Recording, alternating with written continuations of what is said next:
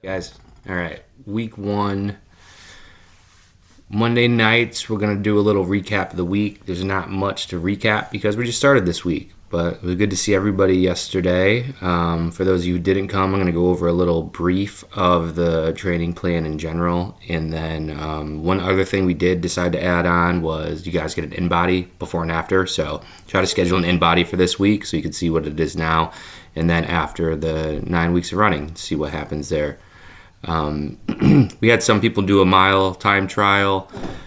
It's not necessary, but it's good to base your strategies because we're going to use this pacing strategy on that. The only thing is when we do our mile time trials here, it's not an all-out mile. Okay, we're not trying to do a 1 mile sprint. This is more of a mileage time if we were doing a 5K or a 10K. So we're like, if I can do 6:30, you know what I mean, if I'm just going out straight. But if I'm doing, a longer distance, I'm probably going to be more in the 7 to 8, 8 to 9, minute per mile. We want to use that number to base our run walks off of for our workouts during the week. This is going to be our interval pacing.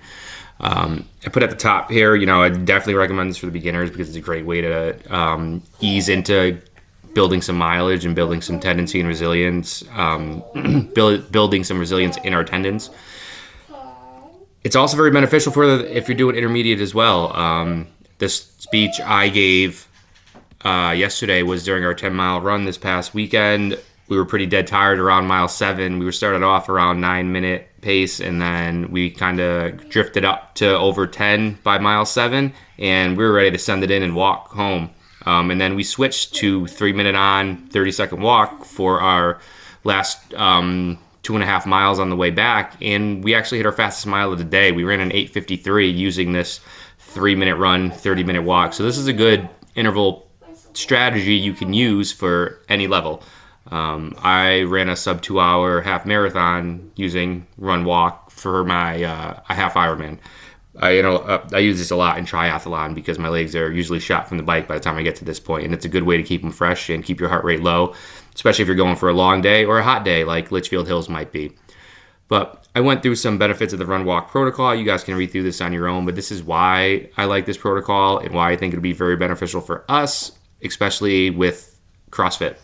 We get a lot of our higher intensity work or anaerobic work through our CrossFit training, so this is a great way to increase running, but without increasing stress. We don't need to add a ton of stress to our body because we go through enough of that already. This will actually be a nice accompaniment to our CrossFit, and it'll help us build our aerobic base a little better. And the better we get at shuttling out that lactate and the higher we can raise our floor, the higher we'll be able to raise our ceiling too. So this is a great way to do that, to we kind of talk about the body as a sink in physical therapy a lot of times, where if that sink overflows, that's when injuries start to happen, and our body is constantly striving for homeostasis. So we want to keep our sink from overflowing.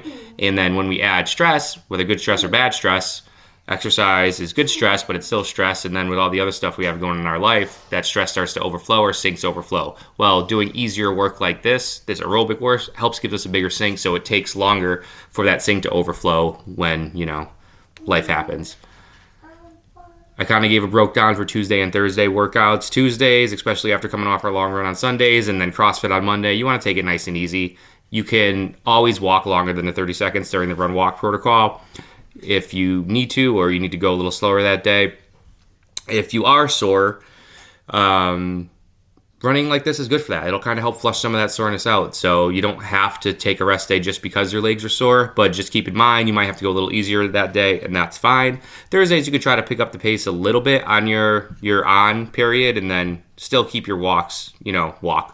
As we get a little closer to the race, I might recommend doing some hill workouts. I talked to Michelle today. She said it's a good idea to do some hills, especially, everybody talks about Gallows for the Litchfield Hills Road Race, but doing some hill work on the Thursday workout is a good idea, where you could just run the uphill, walk the downhill, and use that for your interval as well. So we'll talk more about that as the weeks start to progress. This is a warm-up that I linked the videos to in the Facebook group, but I'll send out an email with those videos as well for people who aren't on Facebook. The band work is a great way to build some stability in our hips and running is a series of single leg hops from one side to the other. So if our hips are not strong, everything kind of collapses from there. So that will trickle down to the knee, to the ankle, where things will kind of all collapse in, and that's where little tendon and ligament injuries start to pop up. So keep an eye on those early. Reach out to me if you do start to notice any of those. We could get ahead of them before they flare up into something where we actually have to take time off. But a little bit of, soreness and shins and calves and all that stuff, you're going to feel that as we get started into it. But hopefully with the running and walking and using an interval style approach to this, it doesn't get too bad too soon. But if anything does pop up, let me know. I wrote it as running specific strength, but it's also our warm up. I generally like to do these pre-run as a good way to kind of prime everything and get it moving. But they could be standalone workouts as well if you'd rather do it like that and you don't have time and you just need to go out and run, then just go out and run and use your, first couple intervals as your warm up. We'll go over the week. Each week on Sunday, I'll post you the week breakdown, different ideas, kind of what I do for the week. If that kind of helps give you how you plan it out. But find a day that works for you. All of my days and times and stuff that I post are just recommendations. You got to find what works best for you and for your schedule. And if you need help with that, let me know. This 30-minute run walk time based on your current mile, if you need help with that, I talk to most of you individually. But if anybody else needs anything or, guidance on that, email, call, whatever, text. And I can help you kind of figure out what you should do for your workouts midweek. And just because you go, beginner on your Tuesday, Thursday workout, that doesn't mean you can't do the intermediate track on the weekend and vice versa. You could do intermediate, but now you're a little beat up and you're like, I can't do some 800 repeats this week. I had a rough week of training and you just want to do your 30-minute run. You can do that as well. This is all very fluid. So running's very individual and we're going to have to take this on a one-by-one basis. So as things pop up throughout the weeks, throughout the times, just let me know and I can help guide you to where I think you should go to help make the best progress for where you're at. The following week is going to be our progressive run. So these progressive runs are going to help us get to that 6+ mile distance for the Litchfield Hills Road Race. So I would still, recommend you do your run walk ratio, but just for the distance now instead of the duration. The duration's good and it's easy and that's what you're going to do for that day. So it's a great way to put in, in the middle of the week. But on Sundays, we got a little more time. I want you to cover that 2 miles, even if you have to walk a little more than you would think. Intermediates, we're going to go for a 5-mile run on that first one to kind of just get some fatigue resistance into our legs, because when we're pushing pretty hard, especially with the miles, the quads are going to get fatigued. So this is a good way we're going to start to introduce that. We're going to increase our 800s each week. On this 30-minute run with our time trial, ideally you would be able to squeeze out a little more distance each time, but in that same time frame. If we start to notice that you're doing really well and 30 minutes doesn't seem like enough, we can always bump the minutes up on that, and we'll talk about that one-on-one if we want to bump this up to a 35, 40-minute run. And then we'll keep an eye on our 1 mile, which is going to be kind of in the middle of our run. We're going to do that to guide our run-walk ratios for the following week. So we'll keep an eye on that as we go through. The weeks got shifted around a little bit because we got Mother's Day in here. So we're going to actually do 2 of the repeat workouts, the 800 repeats back-to-back. And then that's going to lead us into 2 progressive runs back-to-back. This is going to be the crux of our training program. These are going to be 3 pretty intense weeks with our 4-mile run, 8-mile run. Then we have Murph for this week, followed by our longest run, 6-mile, 10-mile. There's a reason for that. I used a super compensation weekend like this for my Ironman last year. I did this exact weekend. I did Murph on Saturday. I did a 10-mile run on Sunday. Then I did a 75-mile bike ride on Monday on Memorial Day. And then I tapered 2 weeks into my half Ironman, which is the same weekend as the Litchfield Hills Road Race. That's why I wasn't able to do Litchfield last year, because I did the Ironman instead. And I PR'd my race by 2 hours. Like, it was night and day how much better it did. So it's okay if you're sore from Murph for this day. I just want you to cover the distance, run on those sore legs, because that's going to pay dividends in fatigue resistance going towards the actual race.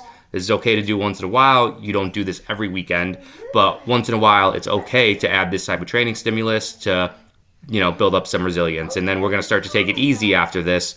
We have one more kind of long repeat workout, but again, you could take this as easy as you want. And then we have our taper week, and then we go right into our race, and we're already there. The 9 weeks is going to go by really quick, guys, so we're going to stay focused throughout this. I threw in our mobility plan at the end. These are just some stretches you could do each day. These are my favorite stretches that I do when I run, and I try to squeeze these in either throughout the day at the gym while I'm training or in between. I'm talking to people. You'll notice I'm always kind of stretching and moving around just because I try to do these as often as I can. Voodoo Tuesday is just using a Voodoo floss band. If you need help on how to use a Voodoo floss band, let me know. I'll teach you how to do it. I usually do my calves. I usually do some of the insertion spots right below my knee, right above my knee, and I'll do some squats while that band is on there just to kind of help floss everything out. Again, I can help you figure out how to do those. Our hamstring flossing and our adductor stretch, I can post a video to those so that way you guys know exactly what I mean by that. But these are really good to keep the back of our legs and inside of our thighs nice and loose. Get our calves and shins going. And then Friday, I threw our 10 to 20 minute bike flush. I think this one is really good because it'll help give us some extra aerobic work, but two, it'll really help flush out our legs. We're going to be putting a lot of stress on our legs, a lot of new stimuluses, especially with adding running on top of our CrossFit and our training and everything else that we do throughout the week. So a nice, easy flush, like zone 1, not even zone 2. Like your heart rate shouldn't even get above like 120 for this. And you want super low resistance, high repetition, and just work on flushing the legs out. After every long run, this is my favorite protocol. I put compression pose and then my feet up on the wall. But normally I'll go home, I'll put my feet up on the wall, let all of that blood, because all that blood gets shunted to our lower extremities and our feet and calves and quads. So I throw them off the wall, let all that blood kind of come back down. When my feet go numb, I know I did it long enough. You don't have to go that far, but that's what I like to do. And then I'll throw on my compression socks right after I get down from that, and I'll walk around in those. If I run for an hour, I try to leave my compression socks on for 2 hours. If I run for 4, I'll try to leave them on for at least 4 to 5 after my long run, and it does great with keeping my shins and calves healthy and happy as I start to increase my mileage. Any further questions on anything with the training plan or what you do for your workouts in the middle of your week, let me know.